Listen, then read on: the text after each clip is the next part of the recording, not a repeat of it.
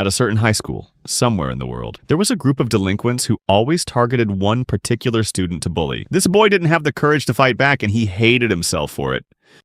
Besides himself, he also hated the people who ignored what was happening and those who let him suffer even though they could have helped. But most of all, he hated his bullies. Just as much as he hated his own weakness, so day and night, he wished for a chance to start his life over. And it seemed that wish came true.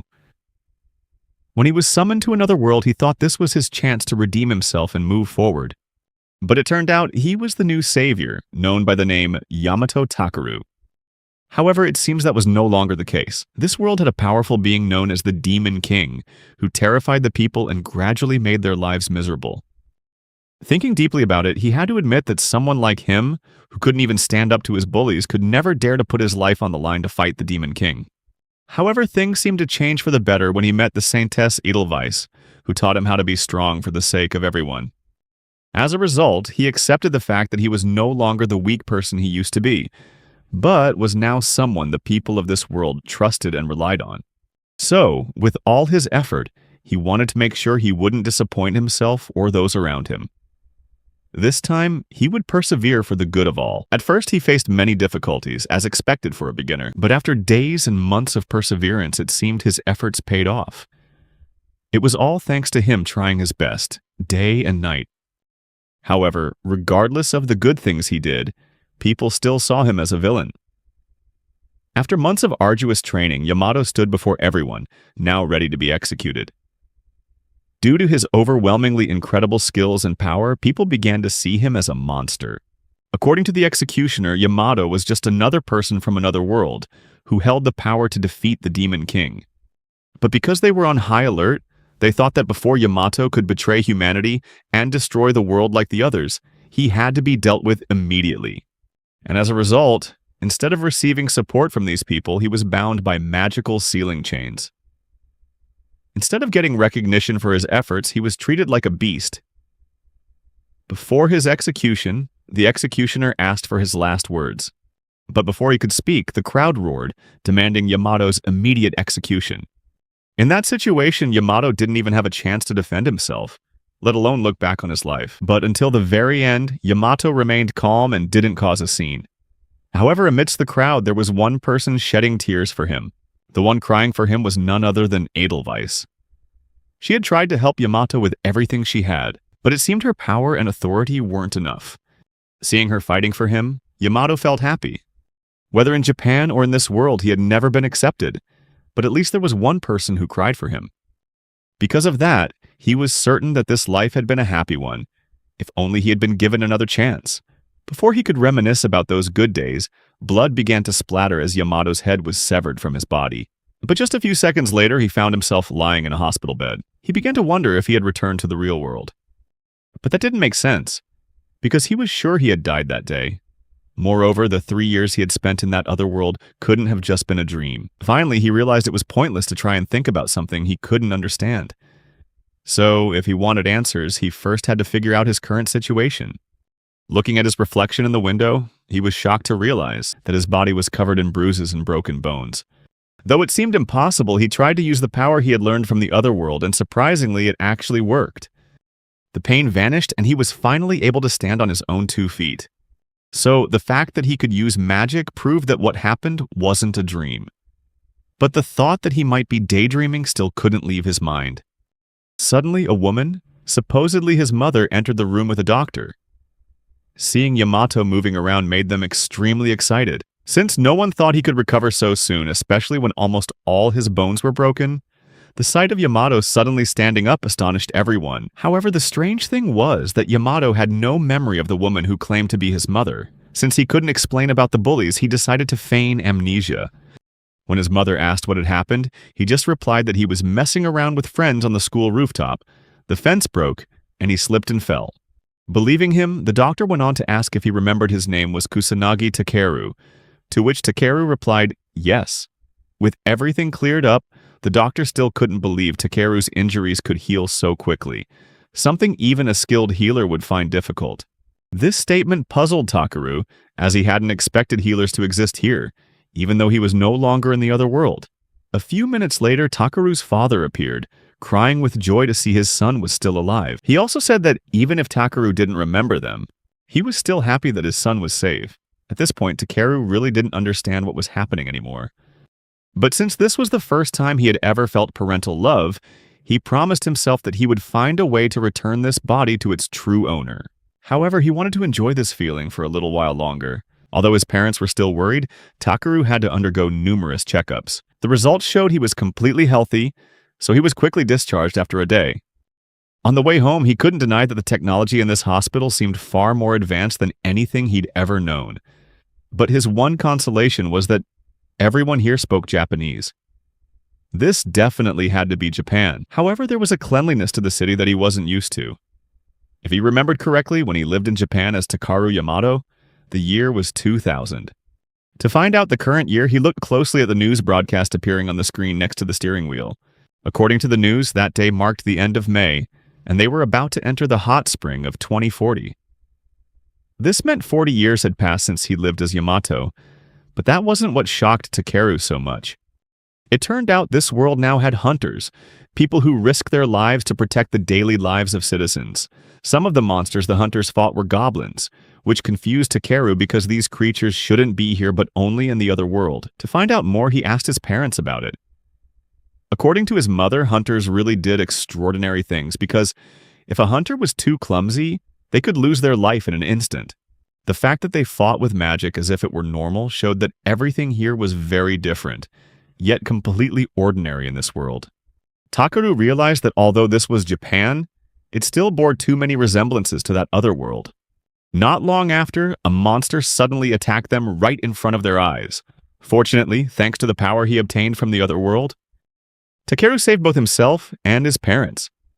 But just when he thought everything was fine, he was shocked to find that a spatial gate had opened.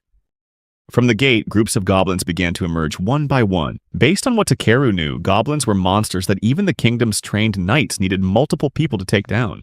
An ordinary person wouldn't stand a chance against them.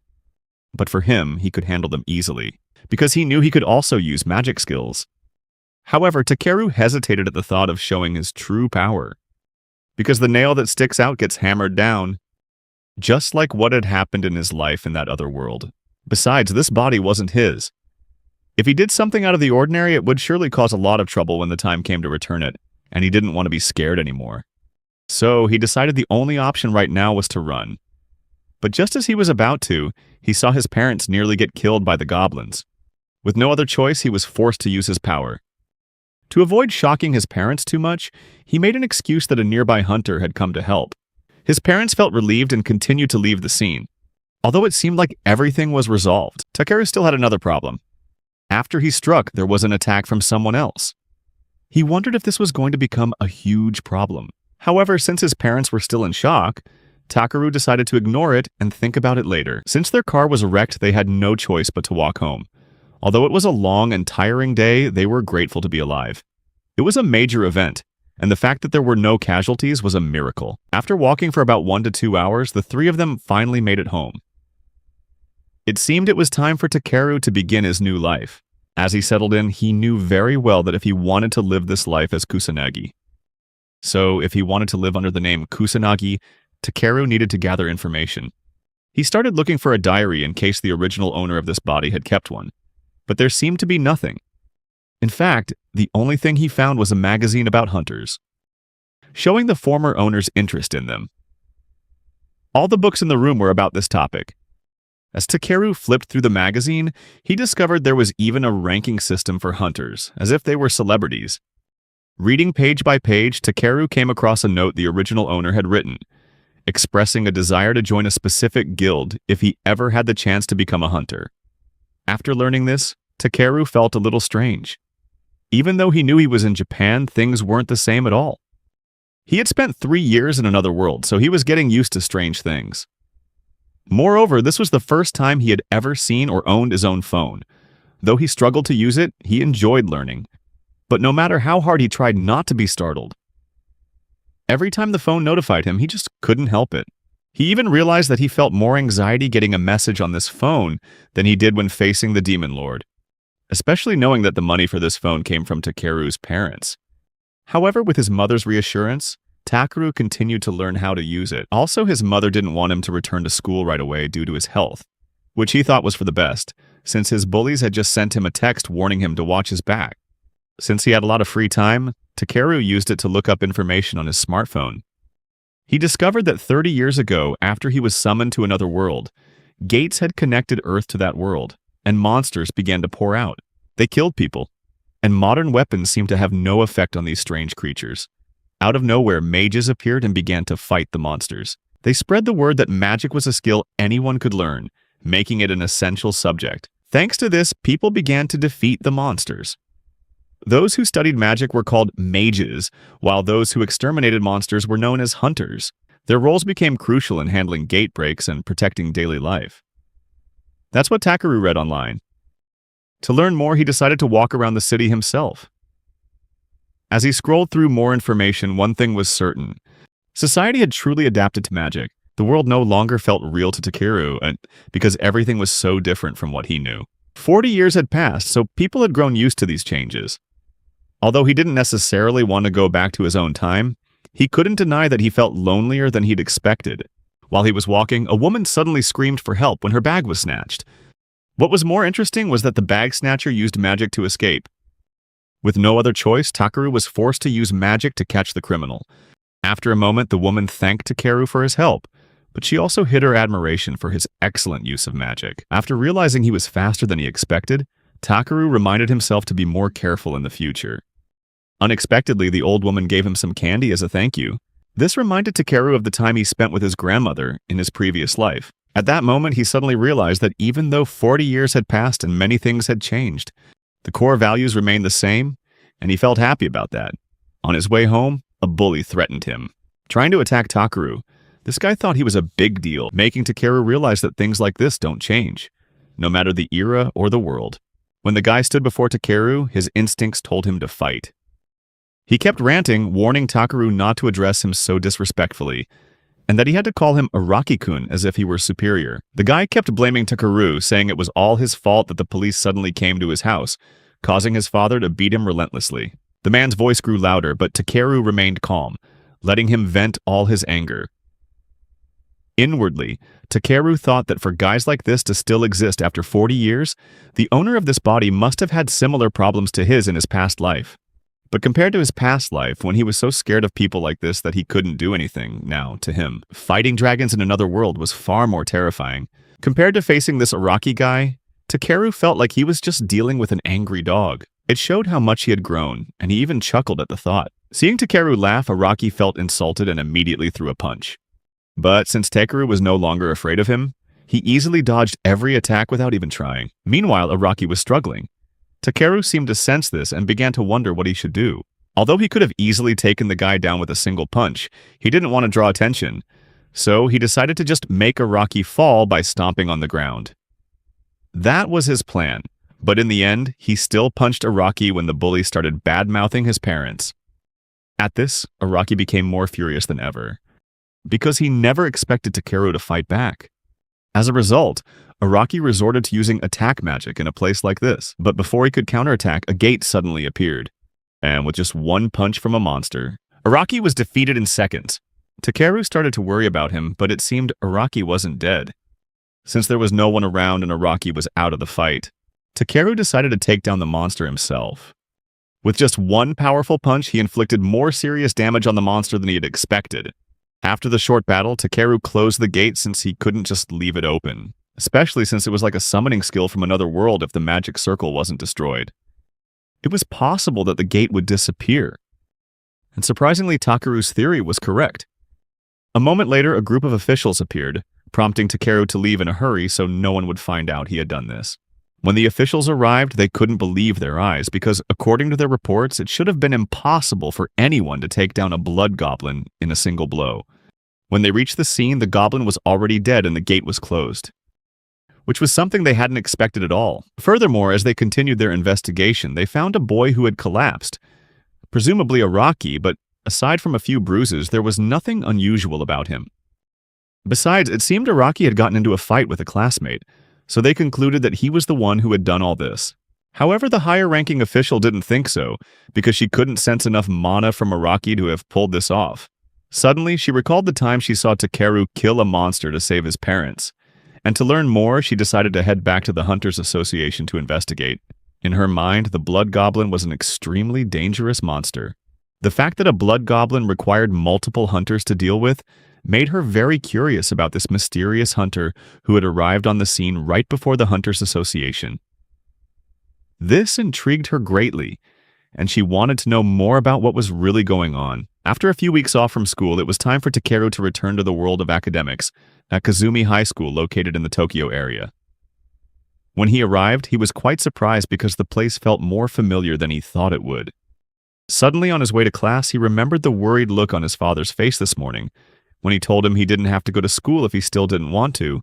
Deep down, even though his parents had said that, Takeru knew he was fine and there was no reason to stay home anymore. In any case, the real Takeru certainly wouldn't have liked having to repeat a year just for missing too many classes, which is why Takeru came to school today to fulfill his responsibilities as a student. While waiting in the schoolyard, Takeru couldn't help but look around at the students chatting excitedly with each other, just like a normal high school. From Takeru's perspective, the school had a relaxed atmosphere, which made him wonder why the real Takeru had decided to go so far as to end his own life. If his environment was like this, there was only one explanation. Perhaps the real Takeru didn't have many friends. This meant that Takeru's circumstances in his previous life were quite similar to what he had imagined. However, the only difference was that he had gotten a second chance in another world, where he could practice magic with others, exchange intense gazes with fellow adventurers, and fight or flee from powerful demons. This reminded him of what Edelweiss had said before, that she wanted to create a world where everyone could smile naturally. Realizing he had been lost in thought, Takeru quickly snapped himself out of it by lightly slapping his face a few times, trying to accept that there was no turning back now, and it was time for him to take the first step. Although he seemed nervous, Takeru knew he would be fine, because he had dared to face this challenge thanks to Edelweiss's encouragement. With that resolve, he immediately entered the classroom, where everyone was already seated before the lesson began. Before starting the lecture, their teacher announced that, from that day on, Takeru would be returning to class, and that due to the traumatic nature of his incident, he was currently suffering from amnesia.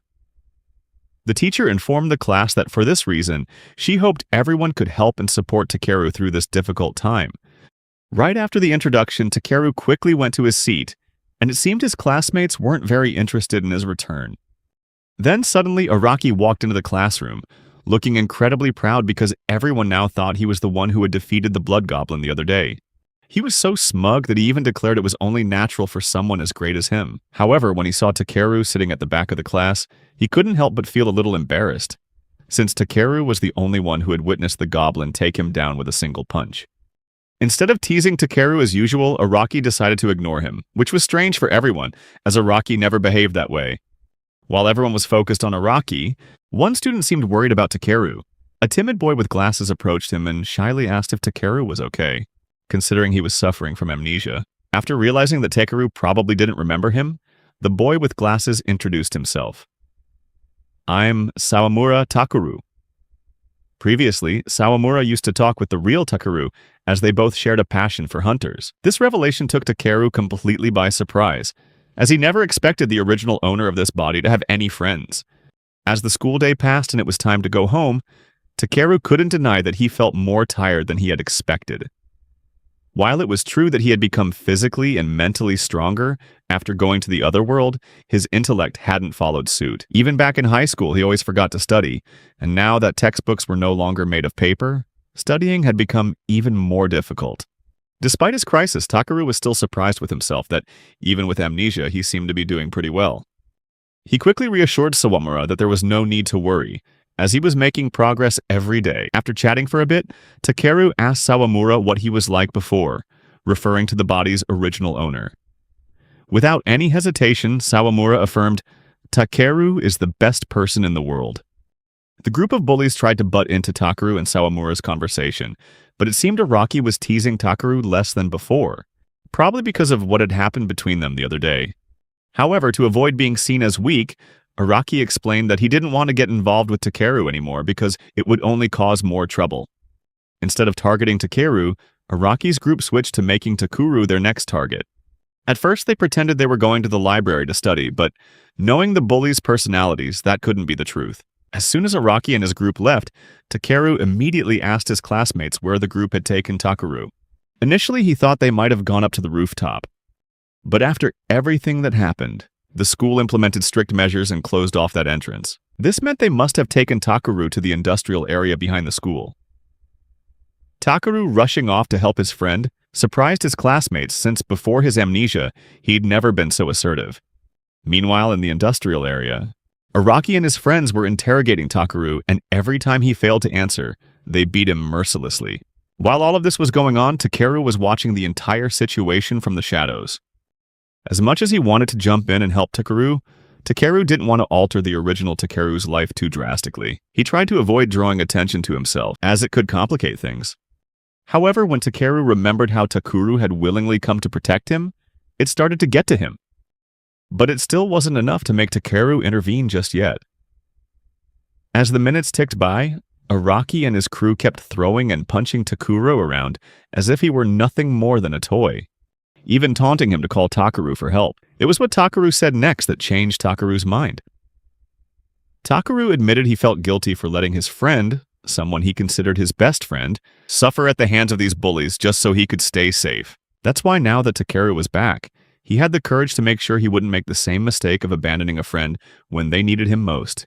Hearing this set Takeru's heart ablaze, as it was the first time anyone had ever been willing to risk their life for him. And with that, Takeru knew it was time to protect his friend. A few seconds after Takeru arrived on the scene, he suddenly collapsed, causing the remaining bullies to laugh at him, calling him weak, saying he wasn't even tough enough to be a punching bag. But to Takeru, his friend was as strong as anyone. When they saw him stand up to the bullies, the whole group was stunned, never expecting he'd have the guts to confront them. They figured his amnesia had made him lose his mind and thought a single punch would be enough to take him down. But they had no idea that this was no longer the Takeru they once knew. With a single punch, Takeru easily took them all down, leaving them too stunned to speak. But Araki's lackeys were too arrogant, so instead of running for their lives, they tried to fight back, only to be utterly defeated. Seeing his cronies get beaten to a pulp by Takeru, Araki got so furious that he looked like he was about to jump in. But before he could, Takeru stopped him in his tracks, warning him that if he didn't stop running his mouth, he'd just be a nuisance to everyone. Instead of being scared, Araki's pride took over, and he declared that he couldn't let his friends think he was weaker than Takeru. This gave the remaining lackeys the nerve to charge at Takeru, even though they clearly stood no chance.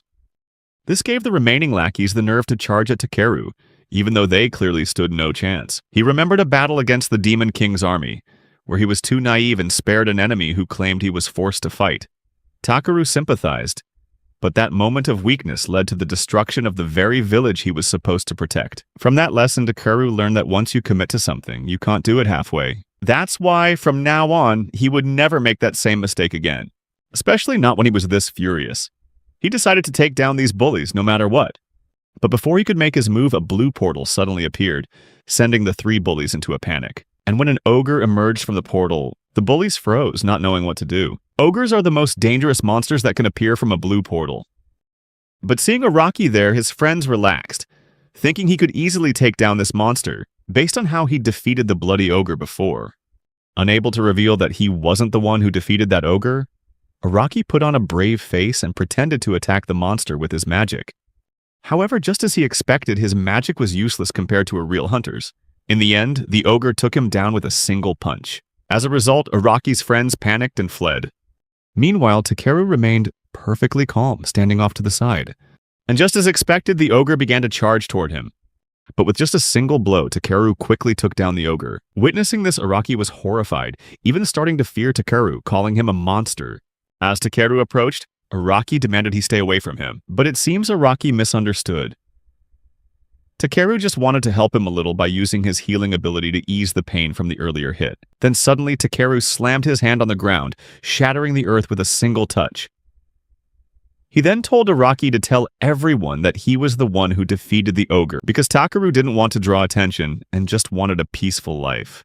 At first, Araki refused, but after a short talk, he finally agreed to play the part. Additionally, Takeru warned Araki not to bother him or his friends from now on, and also told him to stop bullying others. If there was a next time, Takeru wouldn't let him live. As the hunters were on their way, Takeru quickly left, taking Takura with him and reminding Araki to do a good job deceiving the officials. At the Urine Hunter Training Academy, one of the hunters reported that she had been sent to handle the gate and the ogre at Kazumi High, but by the time she arrived, everything had already been taken care of. This hunter also reported that a single male student at the scene, presumably Araki, claimed to have defeated the monster himself. However, the amount of magical energy left at the scene exceeded human limits, suggesting the presence of either a monster or someone else. Seeing the way the hunter was trembling, it meant that whoever was behind this was no ordinary person. Finding this to be a fascinating case, the organization's chief decided to investigate personally, checking Araki's description and realizing that someone else had likely defeated the ogre. While reviewing the report, the investigator noticed that Araki seemed to be arguing with someone, meaning another person was at the scene. But when the officials arrived, no one else was there besides Araki. Could that be the person truly behind all of this? Although there was no concrete evidence yet, she decided she would question Araki to get to the bottom of things. It was all for the good of the people, and the person leading this investigation was none other than the S-rank hunter, Sakura. A few days later, the entire class, including Araki's own friends, were stunned by his sudden change. They found it both funny and strange that Araki now seemed so much more composed and serious. Even when his friends tried to tease Takeru, Araki immediately stopped them, leaving Takeru completely bewildered. But before things could get any weirder, Takeru showed up, changing the atmosphere. While they were talking, Takeru asked Takeru if he knew what had happened to Araki, since he'd been acting so strangely all morning. Instead of telling the truth, Takeru just replied that maybe Araki had decided to become more diligent, and that this was a good thing. As the bell rang to signal the start of class, Sakura also arrived at Kazumi High to conduct her investigation. Nowadays, everyone knows that all hunters are managed by the Hunters Association. So, the thought of someone with such immense power acting freely on their own made Sakura extremely worried. That's why she was determined to find this anomaly, no matter what it took. As she was about to enter the school, she happened to run into another S-rank hunter, Abakawa-jin, also known by his alias Orochi. Orochi immediately asked Sakura why she was here, but before she could answer, he cut her off, saying she didn't need to. Sakura then asked if it was all right for Orochi to be here, since he was the guild master of Ouroboros. Orochi was in charge of the Tokai region, so he immediately reassured Sakura not to worry, as their guild had plenty of excellent people. Just from this conversation, the tension between the two was obvious. In her heart, Sakura was certain Orochi couldn't be here without a reason. Knowing that Orochi's Ouroboros guild was famous for its aggressive recruitment methods, it was likely he was here for the anomaly. Simply put, Orochi was probably looking to increase his power by recruiting another talented hunter. As the two S-rank hunters were talking, they were suddenly interrupted by a magic gate that unexpectedly opened right on school grounds. Students began to panic, and the teachers quickly told everyone to remain calm and evacuate in an orderly fashion. Sakura immediately went on alert, preparing to head in and help. But she was surprised to see that Orochi wasn't coming with her, and was instead heading in the opposite direction. He coldly stated that Sakura could handle it herself, and that he didn't have time to deal with such trivial matters. Orochi's words made Sakura extremely annoyed, as she felt he wasn't properly fulfilling his duties as a hunter. However, what Sakura didn't know was that Orochi had sensed something unusual. It seemed the magical energy he felt when the gate opened was much stronger than anticipated, so he wanted to prepare thoroughly before confronting it, leaving the initial response to Sakura. When Sakura arrived, the entire school had already descended into chaos. It seemed the number of enemies was far greater than she had imagined. Pushing herself to the limit, Sakura tried to save as many students as possible, ensuring they all got out safely. She checked each room carefully, one by one. Surprisingly, some students with combat experience were able to take care of themselves. After all, the skeletons and ghouls were just low-level monsters, so the students could manage. However, this strange situation could still cause trouble since the students had never been trained for this. Therefore, Sakura continued her mission, helping everyone to the best of her ability. As she rushed to where the gate had appeared, Sakura was astonished to see Takeru creating a magic circle in an attempt to calm the situation. The moment she saw him in that room, Sakura instantly realized he was the anomaly she had been searching for all this time. Knowing he had been discovered right after closing the gate, Takeru hastily fled from Sakura as fast as he could. However, it seemed Sakura was determined to capture this anomaly at all costs. While Takeru ran at full speed, Sakura used lightning acceleration to quickly give chase. Sakura herself was surprised to see that Takeru, using only a simple physical enhancement skill, was much faster than an ordinary person. Even her lightning acceleration skill, which should have given her a superior advantage in speed, didn't seem to be working as expected. Nevertheless, the possibility that she could catch up still existed, so Takeru didn't dare to look back, avoiding revealing his face to Sakura. But there was no doubt about it. Takeru could feel Sakura's pressure even from this distance. Although Takeru could speed up if he wanted to, since physical enhancement is magic that increases the body's capabilities, for some reason he couldn't. This was the limit of Takeru Kusanagi. If he were in his original trained body, he would likely be kilometers away by now. Even thinking more deeply about this wouldn't change anything. In any case, magic originates from the soul and he had it under control, but being careless now would be very dangerous. The idea of training Takeru's body crossed his mind, but for now he needed to focus on concealing his identity as much as possible. Using enhanced flight, Takeru instantly vanished into the air thanks to his speed. At this point, Sakura decided to temporarily give up the chase. Meanwhile, a few minutes later, Takeru was quite a distance from the school. Considering what had happened, classes for the day were surely cancelled, so there was no reason for Takeru to go back. On his way home, Takeru began to think that the person chasing him was probably a hunter. When he had looked them up online, he thought they were like knights or adventurers from another world, but it seemed the reality was quite different from what he had imagined.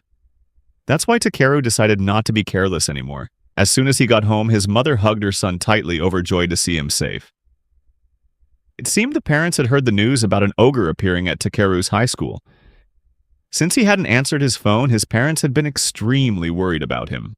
Speaking of his phone, Takeru started looking for it, guessing he must have dropped it at school. To his surprise, his mother said that a friend of his had brought his phone home for him and was now in the living room. Takeru's mother wanted him to thank his friend personally. The moment he saw who his mother was referring to, Takeru froze because it was none other than Sakura, who looked amused to see Takeru's shocked face. Despite trying his best to hide his identity, Takeru acted as if he wasn't the person who had just been chased and simply thanked Sakura for returning his phone. However, it seemed Sakura had already seen through what Takeru was trying to hide. She stated bluntly that she wanted to ask him a few things. Takeru, still trying to feign ignorance, gave a forced smile and asked Sakura what those questions were. Without any hesitation, Sakura mentioned the incident at the abandoned factory yesterday, and the incident with the blood-soaked ogre that had just occurred. At this point, Takeru realized he could no longer run away. Things were much worse than he had imagined, because now there was no way to escape. Moreover, he couldn't speak openly about the matter here, especially with his mother listening. So Takeru tried to distract his mother, hoping she would give them some private space to talk. Fortunately, after a moment of hesitation, his mother left. To be able to speak clearly, Takeru decided to lead Sakura up to his room. As soon as the door closed, Sakura immediately demanded to know who Takeru really was. This left Takeru completely shocked, as he hadn't expected Sakura to be so direct. Even if Sakura asked who he was, Takeru had no intention of revealing anything. So, Sakura declared that depending on his answer, she might be forced to restrain him if she had no other choice. At this point, Takeru started to feel that Sakura was a rather rude person, and he slowly realized that if he told a clumsy lie, Sakura would figure it out sooner or later. But even if he told the truth, that he was a hero from another world, it was highly likely Sakura would just think it was a joke. Seeing Takeru remain quieter than usual, Sakura's patience began to wear thin. She finally pinned him against the wall, putting them both in an extremely awkward situation. It seemed Sakura truly thought Takeru was doing something wrong, which was why he was staying silent. To clarify the situation, Takeru explained that wasn't the case. In fact, he had amnesia, so logically speaking, he didn't remember anything. But if that were true, how could he fight monsters? Moreover, he seemed to have a great ability to sense and use magic, to the point where he remained calm even in an emergency. Takeru tried to speak calmly with Sakura to avoid arguing too much. To make the story sound more convincing, he went on to say that he himself didn't know how he could do it. However, just as Takeru had predicted, this excuse went too far and only made Sakura more suspicious. Unsatisfied with his answer, she pressed him on why he was hiding his powers. Surprisingly, this time Takeru answered frankly, saying that even if he had suddenly gained this power, he didn't want to use it. because if he used his power, it would scare a lot of people. Besides, Takeru didn't want to worry his parents and had absolutely no intention of becoming a hunter. However, it seemed Sakura didn't believe him, since no one would refuse the chance to gain high social status, fame, and everything that came with it. Without a moment's hesitation, Takeru answered seriously that he didn't need any of those things. All he wanted was to live a peaceful life. This took Sakura by surprise, as she hadn't expected Takeru's reason to be so profound. At this point, Sakura began to understand Takeru's perspective. As long as he didn't use his powers for evil, she and the Hunters Association had nothing more to say. Furthermore, Sakura assured Takeru that she would report to the association that everything had been resolved, so they wouldn't investigate any further. Sakura's reaction wasn't what Takeru had expected, so he was a bit surprised at first. Sakura explained that although she didn't believe him right away, when she realized that all Takeru had done was protect others, she couldn't help but acknowledge the truth. The discussion ended there. Before leaving, Sakura apologized to Takeru for suddenly chasing him down and for being violent in his home. Seeing Sakura bow her head to him made Takeru a bit uncomfortable, so he quickly reassured her that she didn't need to worry about it. Then, with a serious expression, Sakura unexpectedly suggested that Takeru consider becoming a hunter, so that others could live in peace. After all, he couldn't hide his powers forever, but if Takeru truly decided to live a normal, peaceful life, then Sakura would do everything in her power to protect that, no matter what happened. Hearing those words, Takeru was suddenly reminded of Edelweiss, making him realize that there were still good people in this world. A few days later, Takeru decided to go for a run, since exercising helped him calm down. The school was still temporarily closed due to the recent disaster, so this was what Takeru had been doing for the past few days. On one particular day in the middle of his run, a black gate suddenly appeared. The authorities intervened just in time to ensure everything was under control, as it would take a while for the black gate to fully break and for powerful monsters to pour out. Technically, it was possible to close the gate and prevent any damage to this world by defeating the boss monster. Seeing so many people gathered around, Takeru began to wonder if they were waiting for the hunters to return. He also wondered if the world inside that gate was another world, perhaps the one he once knew. The thought of entering the gate crossed Takeru's mind. Just as Takeru was about to step inside, the Wind Guard party appeared, catching his attention and reassuring everyone that there was no need to be afraid anymore. The much-talked-about Wind Guard party consisted of 4 members: Shirai Chika, Tomita Yuichi, Amamiya Matsuri, and their leader Gatu Mamoru. When the group appeared, the crowd grew much more lively. Witnessing their camaraderie, Takeru was involuntarily reminded of his time in the other world. Gatu Mamoru reminded him of the general he used to train with, which made him smile a little. Flashback. General Grotto of the kingdom was the one who helped Takeru develop his swordsmanship and combat skills. However, no matter how hard he tried, Takeru could never defeat Grotto. That didn't mean Grotto didn't appreciate him, though. In fact, at the time, Takeru was a messiah, chosen by the gods. And Grotto was certain that Takeru's physical strength and magical abilities would grow at an astonishing rate in the years to come. Still, Takeru always wondered why he couldn't land even a single blow on Grotto. Grotto explained that no matter how fast someone was, a powerful attack always left an opening. It all depended on how Takeru used his power. That meant Takeru could create his own opportunities. Their conversation was going smoothly when a demon suddenly appeared out of thin air. It was a type of demon they had never seen before, leaving them both confused as to how it could have gotten so close.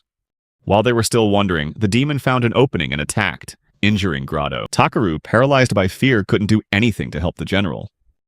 Grotto, who always put others' lives before his own, told Takeru to run immediately while the demon was still distracted by him. But Takeru couldn't bring himself to leave Grotto behind. However, after Grotto desperately pleaded with him to go, because he couldn't bear to lose another important person after already losing his wife and son, Takeru found himself charging straight at the demon, slicing it in two, even though he desperately wanted to run away. He couldn't just use the general as bait, and besides, Takeru had decided that he wouldn't be his old self anymore. With everything he had, he tried to destroy the monster at all costs. In the end, with sheer determination, Takeru unexpectedly defeated the demon, leaving Grotto utterly astonished. Seeing Gatu, Takeru was reminded of the general again, as they shared a certain resemblance. Speaking of training, it had been 3 hours since Takeru started, but his ears still felt strange. Instead of thinking too much about it, he decided to focus on doing more cardio to build up his stamina. As for his diet, Takaru decided not to change it, since his body had no trouble losing weight. Of course, this new body felt different from his old one, which was why he needed to make adjustments to avoid changing his physique too much. As he was peacefully contemplating his next training routine, the wing guard group returned, but it seemed there was a problem. One of the members, Chika, was still inside the gate because she had decided to act as a decoy so the team could escape. Gato felt he could never forgive himself for letting that happen. Hearing this, Takeru realized he was witnessing an alternate future of a past event, and if no one went to the rescue, the situation would only get worse for the group. Then suddenly Takeru realized he was already inside the gate, though he wasn't sure when it had happened. He had unconsciously stepped inside while his mind was in turmoil. Now that he was inside, there was nothing else for it. Takaru decided to find Chika himself. As he began to scout the surrounding area, a monster spotted him. The question now was, could Takeru survive this dangerous situation? Takeru felt a sense of nostalgia upon entering this world. He couldn't tell for sure if this was the parallel world he had once been in, or if the forest was simply stirring up old memories. However, he noticed that all the monsters here were very familiar. After a moment, Takeru realized that this world was indeed the one he had once belonged to. Suddenly, Chika appeared out of nowhere, pursued by a one-eyed monster. In a panic, worried about her teammates, Chika tripped and fell, giving the monster an opening to attack. But before things could get any worse, Takeru managed to use his ice magic to block the attack just in time. Takeru's appearance stunned Chika. She never expected someone to come to her rescue so quickly. For his part, Takaru said he was just glad he made it in time. Although Chika had a few bruises, that seemed to be the extent of her injuries. To avoid questions about his identity, Takeru simply said he was a passerby. However, it seemed that Chika didn't believe him, as she quickly realized this strange man was the same boy they had seen outside the gate, thanks to his identical clothes and voice. Chika's sharp memory left Takeru a bit flustered. Since he'd been found out, there was no longer any reason to hide. Chika, who was in charge of investigating and scouting hunters, had incredibly sharp observation skills, which was probably why she recognized Takeru so easily from the start. Before things got any more complicated, Takeru urged her to get a move on since everyone outside was worried sick about her. Hearing this, Chika felt a wave of relief as it meant her teammates were safe. However, somewhere else in the gate, the boss of this place was getting excited because the time for the greatest battle was fast approaching. As they headed back to the gate, Chika began to wonder how Takeru was so powerful, despite not carrying any equipment. Furthermore, the ice magic he used was only a basic level spell, nothing special. On top of that, Takeru looked like he was dressed for a trip to the convenience store, so it was highly unlikely he had just stepped into a gate full of monsters. This made Chika wonder more and more who this boy really was. In the middle of her thoughts, Takeru suddenly stopped, which confused her. Then, out of nowhere, an attack from the gate's boss came flying at them. The massive explosion and the chaotic scene nearly made Chika pass out from fear, leaving her completely frozen. Takeru had no choice but to scoop her up and run. Meanwhile, Takeru's power also surprised the gate boss, as the boy had just obliterated her pet and then vanished. This forced the gate boss to get more serious about the fight. Knowing things were about to get more complicated, Takeru asked Chika if she had any items that could conceal the area as they left the gate, and it turned out she did. As they neared the gate, Takaru asked Chika to keep his identity a secret, which she had already anticipated. Before leaving, Takaru made sure Chika went through first so that no one would see him. On the other hand, the gate boss was not pleased at all, as she still wanted to continue playing with them. But now that the gate was closed, all she could do was hope to meet them again next time.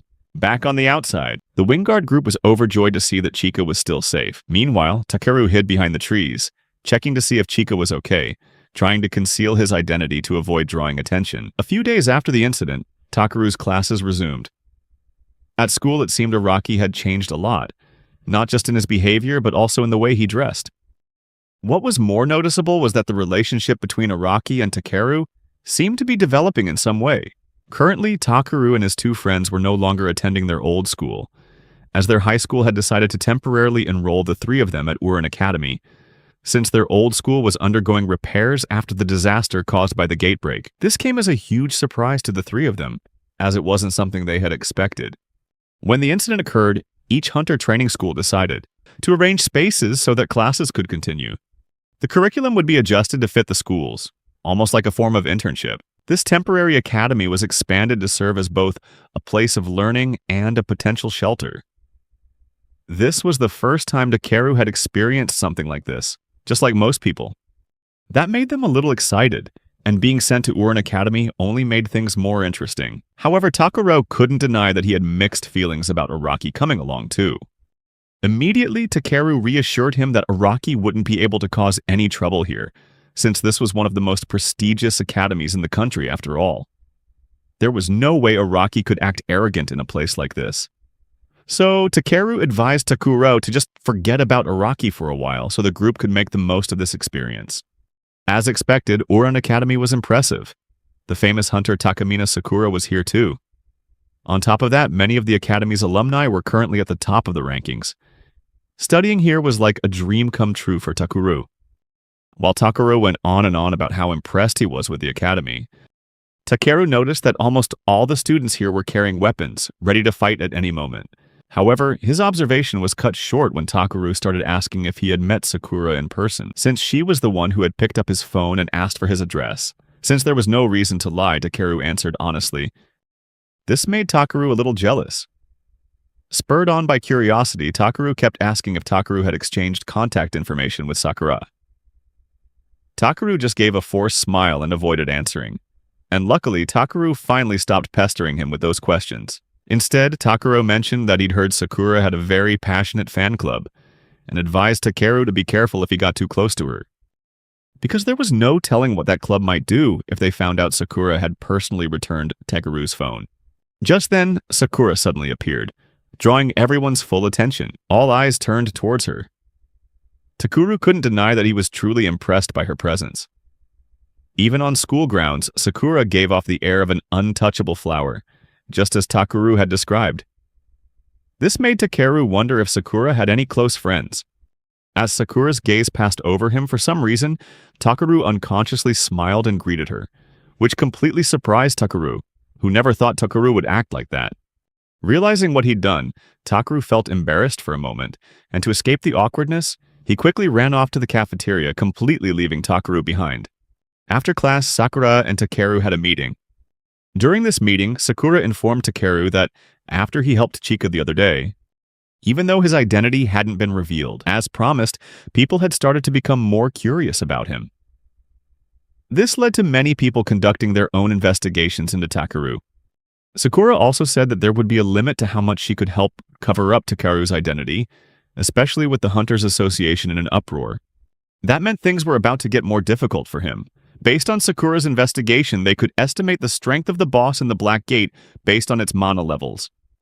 When the Windguard party entered the gate the other day, it was a D-rank gate, and a C-rank hunter party should have been able to clear it within 10 minutes.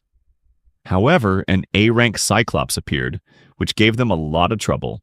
Furthermore, what made the story more interesting, but also more complicated, was the unexpected appearance of an irregular, namely Takeru. Since he wasn't registered with the association, his appearance on the scene made many people ask, is this person friend or foe? Sakura also hypothesized that if an enemy possessed magical power as strong as Takeru's, it would undoubtedly cause an uprising. This made Takeru feel a bit guilty for jumping into the situation without thinking it through. Noticing she might have been a bit harsh in her approach, Sakura reassured Takeru that he didn't need to worry too much, because what he did was absolutely the right thing. Even though he had special powers, Takeru was still just a civilian who wanted to protect his peaceful life. Sakura gave a charming smile and asked Takeru to promise her that he would protect his own life at all costs and leave the dangerous stuff to the hunters, because his parents would surely worry if he kept getting involved in situations like that. After discussing the important points, they ended the meeting. On the way back to class, Takeru realized that Sakura's kindness was the reason everyone admired her. He hadn't even had a chance to relax when suddenly, a horde of goblins started charging towards them. Seeing this, Takeru was no longer scared like he used to be, as he had grown accustomed to these sudden situations. But because of the conversation he just had, he felt reluctant to be the first one to act. After a moment, a group of hunter students rushed in to handle the situation. Although the fight was quite a spectacle, what surprised Takeru was that this group was the very same Sakura fan club he had heard about. The club president Yoda was more energetic than Takeru had imagined. This A-rank hunter party seemed very eager to befriend Takeru, but he wasn't particularly enthusiastic about it. Yoda, finding Takeru's silence strange. immediately concluded that Takeru was probably wondering about the Uran Society. Even though Takeru didn't ask, Yodoin explained everything. Because he admired Sakura so much, Yodoin described her as a beautiful goddess who needed to be protected. Her admirers gathered together and protected the city. With its ever-growing number of members, the club is now the largest guild in the school, protecting the public peace. This made Takeru wonder if this was still just a fan club. Bayuduan continued to explain that the only condition for joining the club was to love and respect Sakura. Even if you weren't a hunter, just being a supporter or doing any other kind of work, there was still plenty to do in this guild. It was the way Takeru looked at Sakura that gave Bayuduan the idea that perhaps Takeru actually wanted to join their club.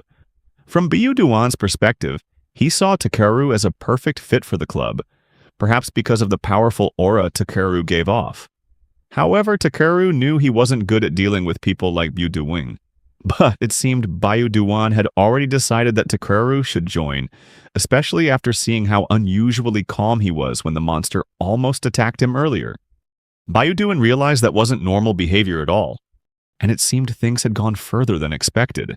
Takeru immediately tried to clear things up, explaining to Bayuduan that he only stood still because he was caught by surprise, and that there was really nothing special about it. Suddenly, Sakura appeared, rushing to check if everyone was okay, as she had sensed the gate that had just appeared.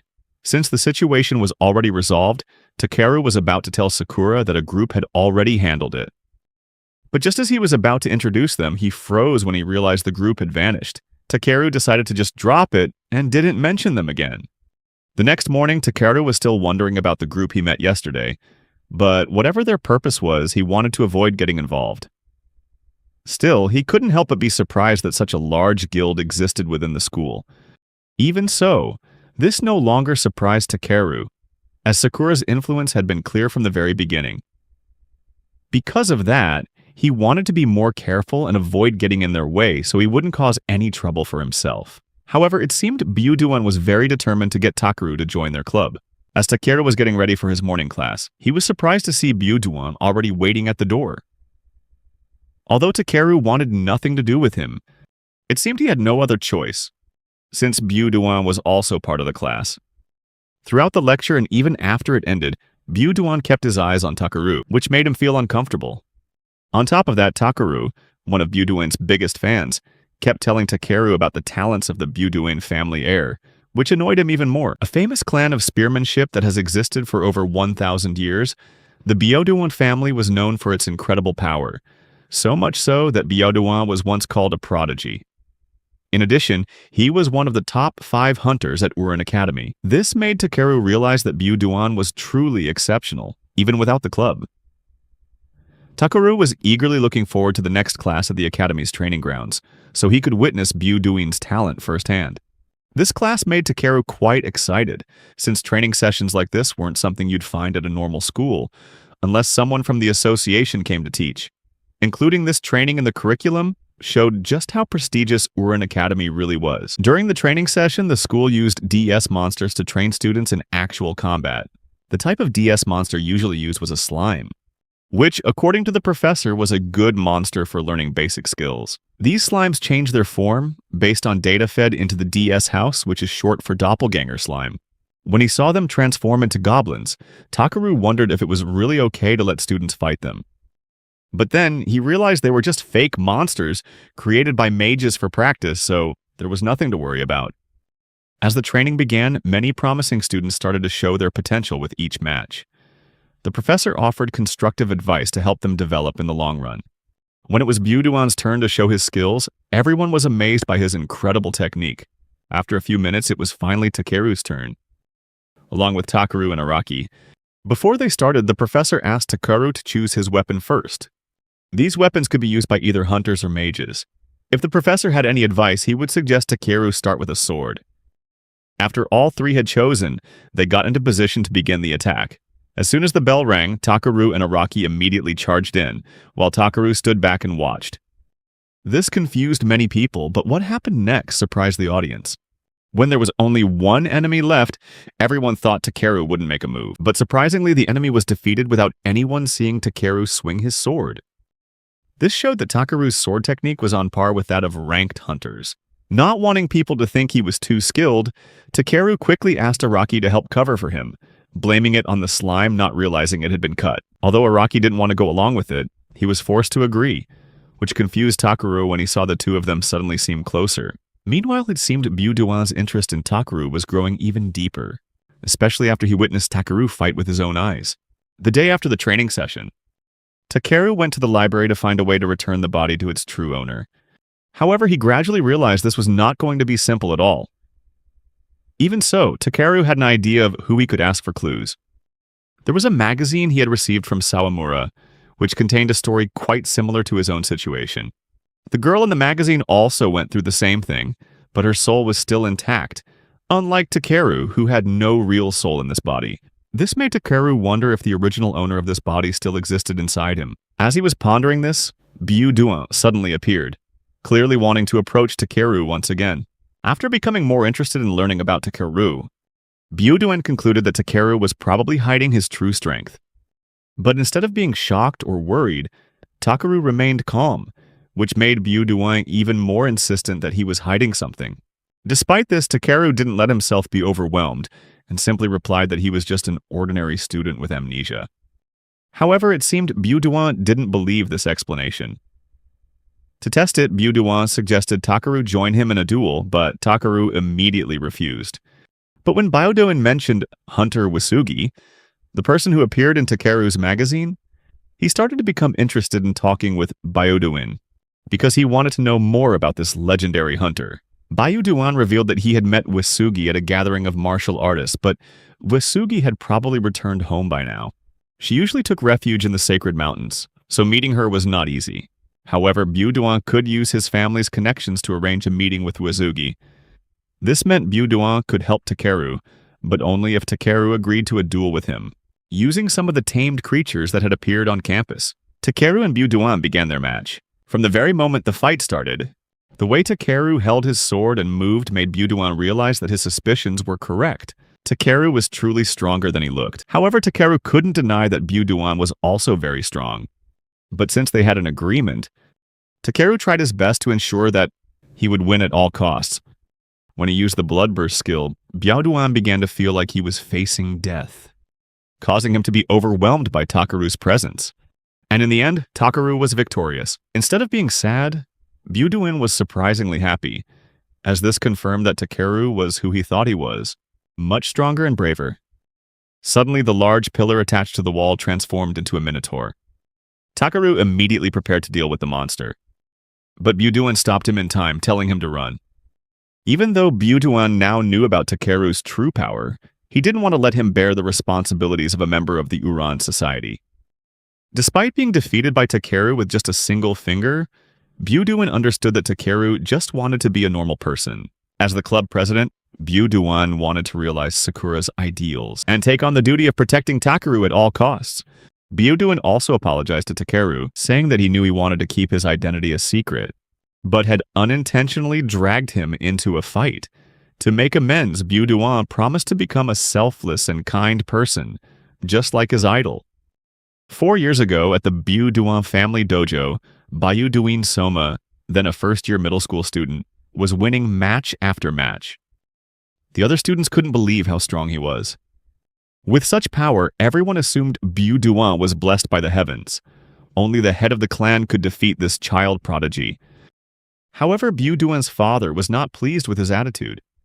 He believed that skill alone was not enough. One needed true strength. To mock his father, Byuduan even mimicked his words, saying that a person must always protect and lead others with a heart that remains unshaken by any hardship. Hearing these words day after day made Byuduan sick of it. When his training session ended, he rushed home, ignoring his furious father. Despite his happy and confident exterior, Byuduan actually loved being praised, seeing it as a special talent. Living in a large house and being good-looking also gave him a confidence that others didn't have. Although he appeared carefree, Byuduan still admired his father for his sincere words about protecting others. However, no matter how you looked at it, to Byuduan, a strong person was simply a strong person. Deep down, he believed monsters were easy to defeat, so he didn't pay much attention to his father's words. So, when the opportunity to face a black gate arose, Duan immediately rushed in, aiming to gain real combat experience to prove himself right. But the gate he entered was incredibly dangerous, making the adults outside worry for him. Even though they tried to stop Duan, there was nothing they could do once he was inside. They couldn't just go in and help him, as they would likely be killed too. All everyone could do was pray that an A-rank hunter would arrive soon to help. Fortunately, after a few minutes, an A-rank hunter appeared, telling everyone to back away as it wasn't safe to be near the gate. Meanwhile, inside the gate, Duan couldn't believe what he was seeing. All this time, he thought his skills were enough to destroy any monster, but now he realized he was wrong. When a monster grabbed his arm in that very moment, he thought this was the end for him. However, to his surprise, someone came to his rescue. Something he never expected. Duan started to wonder what was happening. Why only one person had come to save him, and whether this woman could defeat the monster on her own. As much as he wanted to move, fear kept Duan paralyzed. Meanwhile, his rescuer was also struggling against the monster. But instead of worrying about Duan, she remained calm, and even asked if he was hurt, even though she was the one who was injured. It was at this moment that Duan began to understand what his father had told him about true strength. This was also when he realized how truly weak and fragile he was. But this girl, despite her injuries, flashed a wide smile as if she had already defeated all the monsters. She quickly ran over to Duan and told him it was time to go back because everything was okay. That's why, finding himself in a similar situation with Takeru, Duan decided to change, refusing to be weak any longer. He wanted to become stronger so that if he fought alongside Takeru, he wouldn't feel ashamed. Even though the Minotaur was an A-rank monster, Duan told himself he had to defeat it, no matter the cost. However, Takeru noticed something about the way Duan fought. Although Duan's skills were clearly excellent, he seemed overly cautious. From Takeru's perspective, a simpler fighting style would be more effective, since his opponent was a monster, not a human. To help Duan, Takeru decided to activate the latent magical power within Duan's body. This was only a temporary boost, and it might make Duan feel like he was about to die afterward, but Takeru was certain it would give him enough power to send the monster flying. After that powerful blow, Duan couldn't believe what had just happened. While he was still in shock, Takeru began to check their surroundings and suddenly realized someone was watching them from a distance. It seemed the villains of this story had decided not to let Takeru out of their sight anymore. No matter what happened, they would do everything they could to capture Takeru, the one considered an anomaly. Even though he was stronger than an S-rank hunter, Takeru was still human, and he surely had to have a weakness of his own. The question was, how did they find out that Takeru was the one who had defeated not only the Cyclops but also the Minotaur? We'll find out the answer soon enough, one way or another. Quickly, summer vacation was approaching, and Takeru woke up from a nightmare about his past. When he found it hard to breathe, he instinctively thought he was back in that world, but luckily he was still here, since he still had to go to school. He hurriedly got ready and went downstairs for breakfast with his family. While eating, Takeru started wondering about his plans for the upcoming summer break. He had asked Duan to arrange a meeting with Wisugi during the break, and Duan had promised to do so. Takeru hoped to find a clue on how to return this body to its rightful owner. But as he thought about it, Takeru began to wonder if he would disappear forever if the original owner returned. While this might be a heavy thought for others, Takeru wasn't too bothered by it anymore, since he had already died once before. All he wanted now was peace. His thoughts were interrupted when his parents worriedly asked if he was okay, as his face looked very pale. To keep his parents from worrying, Takeru just said that he'd had a nightmare, and that it was nothing serious. However, it seemed his father was still worried. Takeru's parents only knew that he had lost his memory, so they feared this could be a sign of another illness.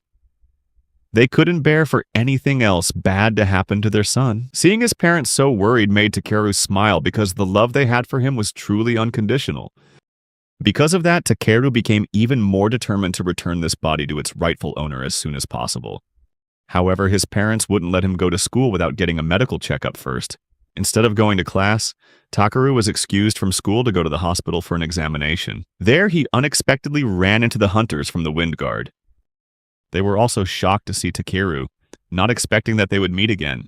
It turned out the Wind Guard had also been sent here for treatment, and they were now cleared to go home. Seeing Chika, Takeru wondered if she had really kept quiet about him to the others. Chika's expression was so tense, and she couldn't stop fidgeting, which made Takeru guess that she had kept his secret.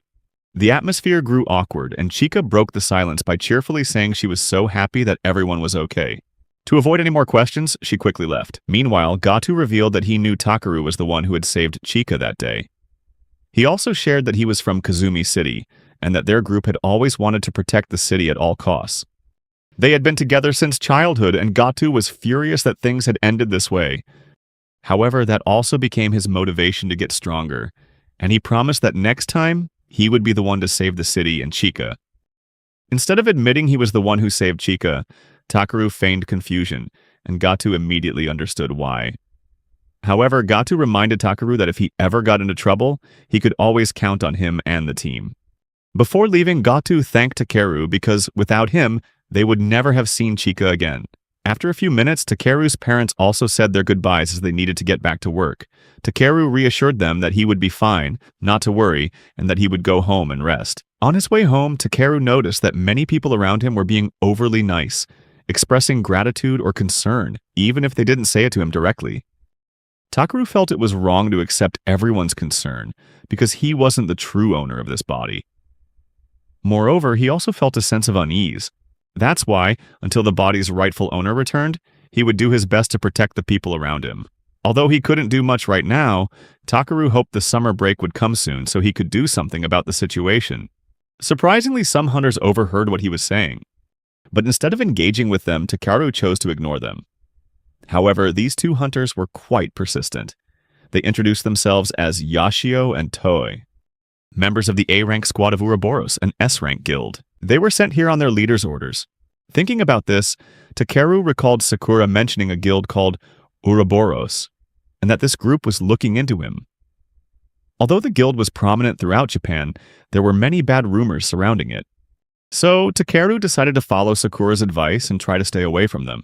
But when the two of them showed him a photo implying that they would do anything just to have a conversation with him, Takeru realized that if he didn't cooperate, he might drag other people into trouble. In the end, he agreed to meet them at a restaurant. There, the two hunters presented some documents that confused Takeru. It turned out these were the conditions they were offering for this meeting. When Takeru looked over the terms Ouroboros was offering, they were truly tempting. They offered him an executive position with an annual salary of 50 million yen and many other benefits. In his heart, Takeru thought that if he had met these people from the start, he probably would have hated all hunters. But he felt lucky to have met Sakura first because he had no intention of joining this guild. Takeru quickly refused the offer, explaining that he didn't want to become a hunter. Yashio and To, though reluctant, decided to use force to make him agree. Takeru calmly reminded them that their actions were quite violent, but the two of them were still determined to attack. Although their weapons were very modern, Takeru's skills were by no means inferior. Even so, the two didn't give up, even declaring they would hold back so as not to kill him. However, Takeru had excellent reflexes, easily dodging all of their attacks. Yashio decided he had to find a way to stop Takeru's movements and trick him. But even when they attacked together, Takeru was still powerful, almost on the level of an Estherin hunter model. Using his guard card skill, Takeru effortlessly dodged every attack from Yashio and To, and though they relentlessly threw punches and kicks, they couldn't land a single hit on him. Eventually, both of them were completely exhausted.